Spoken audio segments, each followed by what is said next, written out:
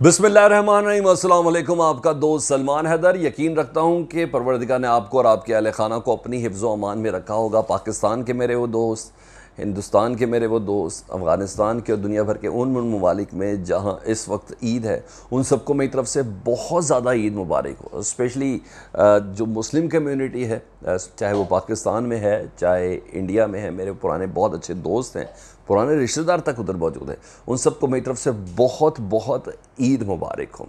Updates ये हैं, मैंने आपको बताया कि अनकंडीशनल और अनअनाउंस्ड तालिबान की जानिब से पूरे अफ़गानिस्तान में और जितने भी बॉर्डर क्रॉसिंग है तमाम में सीज़ फायर है। ठीक है, कोई गोली गाली नहीं चल रही। ज़बीउल्लाह मुजाहिद ख़ुद कह रहे हैं कि हम अनाउंस नहीं कर रहे, लेकिन हमारी तरफ से सीज़ फायर है। अगर कोई गोली चली तो अपने डिफेंस में चलेगी, यानी वो इलाके जो हमारे कब्ज़े में, अगर उनके ऊपर अफ़गान फोर्सेस ने कोई हमला करने की कोशिश की तो फिर हम जवाब दे सकते हैं। बहरहाल ये तो अपडेट थी, लेकिन मैं एक अच्छी खबर आपके साथ शेयर करनी है कि वो ईद का दिन है। मैं आपको शेयर कर लूँ कि दोनों ग्रुप, दोहा मुज़ाकरात के दो अहम ग्रुप थे, एक में अमरीका था और एक में तालिबान थे। तो दोनों दो ग्रुप अपनी अपनी शराइत के ऊपर और अपनी अपनी कंडीशंस के ऊपर लगता है कायम दायम है, और एक एक करके वो डोर आहिस्ता आहिस्ता ही सही लेकिन छोड़ी ज़रूर जा रही है। तालिबान ने जान की अमान दी थी अफ़गानिस्तान और नेटो फोर्सेस को अफ़गानिस्तान से निकलने के लिए, जिस पर वो मुकम्मल तौर पर कारबंद नज़र आ रहे हैं। और अब उनका अफ़गान फोर्सेस के हवाले से दिन ब दिन डिस्ट्रिक्ट की तादाद में और शहरों की तादाद में इजाफा हो रहा है। ऐसे में एक अहम तरीन पेशरफ मेरी आंखों के सामने से गुजरी, मैंने कहा मैं आपके साथ शेयर कर लूँ। तालिबान की दोहा में एक शर्त यह थी, प्लीज़ इसको ज़रा डिटेल को बड़ी तफसील से सुनिएगा। उसमें एक शर्त यह थी कि मुबैना तौर पर जो उनके साथी हैं ना, और अमरीकी जेलों के अंदर कैद हैं, ग्वांतानामो बे में जो कैद हैं, और उनके ऊपर ना मुकदमे चलाए जा रहे हैं, ना किसी किस्म का कोई ट्रायल किया जा रहा है। उसमें कई ऐसे मुकदमे वाले अफराद हैं जिनके ऊपर मुकदमा तो बना लेकिन कभी ट्रायल ही नहीं हुआ। इंटरनेशनल कम्युनिटी, सिविल सोसाइटी और वकला की इंटरनेशनल जो टीमें हैं वो उनका केस भी लड़ रही हैं, और उनको रिलीज़ हुए 5-5, 6-6 साल भी हो चुके हैं, उनके ऊपर कुछ साबित भी नहीं हुआ।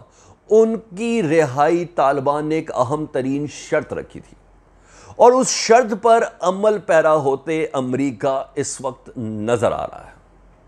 वो कौन सा शख्स है जो तालिबान का एक बेहतरीन साथी था, और ना सिर्फ साथी था बल्कि तालिबान को मशवरा देने में, उनकी स्ट्रेटजी बनाने में वो शख्स अहम तरीन तस्वुर किया जाता था। उस शख्स से मुतालिक मैंने आपको डिटेल बतानी है, उसकी रिलीज़ के बाद उसकी फीलिंग्स क्या हैं, उसका रिकॉर्ड अफ़गानिस्तान में क्या था, और क्या वो अफ़गानिस्तान का रिहायशी, ये तमाम डिटेल्स हैं जो मैंने आपके साथ इस वीडियो के अंदर शेयर करनी है। और अब और कितने कैदी रह गए हैं जो ग्वांतानामो बे से रिहा होंगे, और उसके बाद ग्वांतानामो बे हमेशा हमेशा के लिए तारीख का एक बदगुमान किस्म का, एक बद याद किस्म का, एक बुरी याद के साथ तो याद रहेगा, लेकिन बंद हो चुका होगा। डिटेल्स में जाने से पहले रिक्वेस्ट कि अगर चैनल अभी तक आपने सब्सक्राइब नहीं किया लेकिन वीडियोस आप ज़रूर देखते हैं तो प्लीज़ चैनल को सब्सक्राइब कर दें। इसके लिए सिर्फ ये रेड बटन है, इसको आपको दबाना है, और बेल आइकॉन दबा देंगे ना तो ये वीडियोस आप तक पहुंचती रहेंगी। कमेंट्स आपके मुझे बहुत स्ट्रेंथन करते हैं। अपना बहुत ज़्यादा ख्याल रखिएगा। डिटेल्स में पढ़ता हूँ जी। डिटेल्स ये हैं कि तालिबान का एक बहुत बड़ा साथी अमरीकी जेल से रिहा हो रहा है, और बल्कि हो गया है। उस रिहाई से मुतलिक मैंने आपको बताया कि चंद शराइत थी जिसमें तालिबान की टॉप ऑफ द लिस्ट दोहा मुज़ाकरात के अंदर पिछले 6 महीनों के अंदर ये थी। उसके बाद जो टाइम फ्रेम दिया गया था, उस टाइम फ्रेम में एक शर्त का मानना था, जब आखिरी फ़ौजी जा रहा होगा उस वक्त तालिबान के वो कैदी, वो साथी ग्वांतानामो बे और अमरीकी जेलों से रिहा होंगे जिनका अमरीका ने वादा किया था। चाहे इसके कि अफ़गान जेलों के अंदर भी तालिबान की रिहाई का वादा और गारंटी अमरीका ने ली थी, जिसके ऊपर अशरफ गनी ने 5000 अफराद रिहा किए, और गुज़श्ता रोज़ कहा था कि मेरी ज़िंदगी की सबसे बड़ी गलती थी, क्योंकि उन 5000 तालिबान को रिहा करने के बाद अफ़गानिस्तान के अंदर इंसर्जेंसी मज़ीद बढ़ी है, कत्ल गारत गरी मज़ीद बढ़ी है। ये उनके अल्फाज थे। अच्छा जी, दोहा मुज़ाकरात के बाद ये एक अहम तरीन शर्त थी तालिबान की जो पूरी हुई है।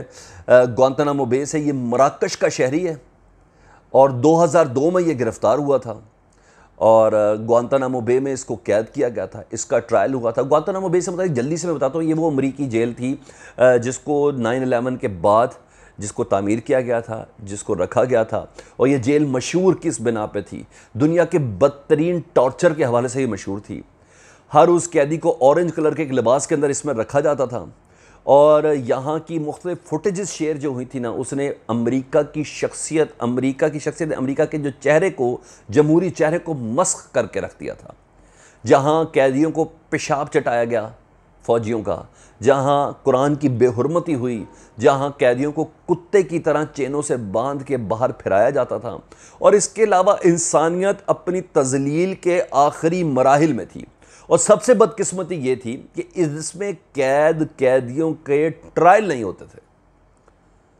और जिस तरह अभी जिस कैदी की मैं आपको तफसील बता रहा हूं ना, इसको रिहा हुए 2016 में 5 साल हो चुके, लेकिन डोनाल्ड ट्रंप ने इन्हें रिहा नहीं किया था। और जो बाइडेन ने वादा किया था कि मैं ग्वांतानामो बे जेल बंद करूंगा, और इसी वादे की एक किस्त है जो अब पूरी होने जा रही है। तो ये कोई आम जेल नहीं है, इसमें सख्त तफ्तीश कहा जाता था और इंसानियत सोच जो सलूक था वो कहा जाता। कई तो कैदी बीच में ही मर गए जिनकी ना तफ्तीश हुई, ना तफ्तीश तो खैर इनके अंदर बहुत ज़्यादा अमेरिकी फ़ौजियों ने की, लेकिन उनका कभी ट्रायल नहीं हुआ, अदालतों में पेश नहीं हुए और वो अंदर ही घुट घुट के मर गए। ये जो आलमी इंसाफ की बात अमेरिका करता है उनकी मैं बात कर रहा हूँ। अच्छा, ये सारी चीज़ें और बहुत सी चीज़ें हमारे सामने आई। जिस कैदी का मैं आपसे जिक्र कर रहा हूँ उसका नाम है अब्दुल लतीफ़ नासिर। इसकी डिटेल बताऊंगा, लेकिन आपको आखिर में ये भी बताऊंगा अब कैदी रह कितने गए हैं। तालिबान का ये बहुत बड़ा मुतालबा किस तरह पूरा हो रहा है। अब्दुल लतीफ़ नासिर 56 साल का ये है। 2016 में अमरीकी अदालत ने इसको क्लियर किया था, लेकिन डोनाल्ड ट्रंप ने इसको रिहा नहीं किया। फिर आलमी जितनी भी ह्यूमन राइट्स काउंसिल्स हैं और जो स्पेशली वकला की जो टीमें हैं और ऐसी सोसाइटीज़ हैं, उन्होंने पूरा प्रेशर डाला और प्रेशर डालने के बाद इस दौरान तालिबान की ये शर्त सामने आई जिसके बिना पर अब्दुल लतीफ़ नासिर को रिहा कर दिया गया है। मराकश का ये शहरी है और इसके ऊपर इल्ज़ाम था कि ये तालिबान का अहम तरीन मेंबर है। और ना सिर्फ तालिबान का अहम तरीन मेंबर होने के बाद इसने अलकायदा में शमूलियत इख्तियार की और अमेरिका के ख़िलाफ़ असला भी उठाया और प्लानिंग का हिस्सा भी रहा। तालिबान इसको अपना साथी तो हमेशा से मानते थे, लेकिन अलकायदा के हवाले से इसके पास कभी भी इससे कोई सबूत भी प्रूव नहीं हुआ था। तो अफ़गानिस्तान में तालिबान के हमरकाब लड़ने वाला एक बड़ा मुजाहिद जिसको ग्वांतानामो बे में कैद रखा गया था, लेकिन कोई सबूत इसके ख़िलाफ़ नहीं सामने आया, कोई रिज़ल्ट सामने नहीं आया। और 2016 में यह रिहा हुआ, लेकिन डोनाल्ड ट्रंप ने इसको रिहाई में इसके रखना डाला और बिलाखिर ये 19 जुलाई को रिहा हुआ। रिहा होने के बाद जब ये रेफरेंस सुन लें, तोलो न्यूज़, रॉयटर्स और ABC न्यूज़ को इसने इंटरव्यू देते हुए कहा है कि मेरी वैसे पैदाइश तो 4 मार्च है, लेकिन आज के बाद मैं अपनी सालगिरह मनाऊंगा 19 जुलाई को, जब मेरे रिहाई के बाकायदा अहकाम जारी होकर मुझे पहली ईद इस वक्त आज की तारीख़ में अपने घर वालों से मनाने को मिल रही है। मेरी आज के बाद सालगिरह का दिन, पैदाइश का दिन 4 मार्च नहीं है, 19 जुलाई है। वो ये कहते हैं कि 20 साल बाद अपनों के साथ ईद मना रहा हूँ। और साथ साथ उन्होंने शुक्रिया भी अदा किया उस तालिबान क़यादत का कि जिनकी बिना पर ये शर्त मंजूर हुई और मैं रिहा हुआ। साथ साथ उन्होंने तमाम सोसाइटीज़ और वकला की टीमों का शुक्रिया अदा किया है कि जिन्होंने उनके लिए कोशिश की है। और अब उनका कहना है कि कुल 39 कैदी 39 कैदी रह गए हैं जिनका ट्रायल नहीं हुआ। इसमें से कई के मुतालिक बता रहा है कि 8-10 तो मराकश के भी हैं जो तालिबान के साथ की वजह से उन्हें गिरफ़्तार किया गया, जिनका ट्रायल भी आज तक नहीं हुआ और सिर्फ वो मौत का इंतज़ार कर रहे हैं।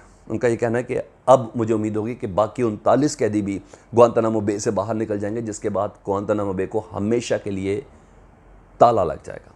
ये अपडेट थी ईद के हवाले से, मैंने आपको देनी थी कि शराइत मंजूर होनी हो तो यूँ भी मंजूर होती हैं। अपना बहुत ज़्यादा ख्याल रखिएगा, चैनल सब्सक्राइब कर दें, बेल आइकॉन दबा दें। अल्लाहुम्मा सल्ली अला मुहम्मद व आले मुहम्मद।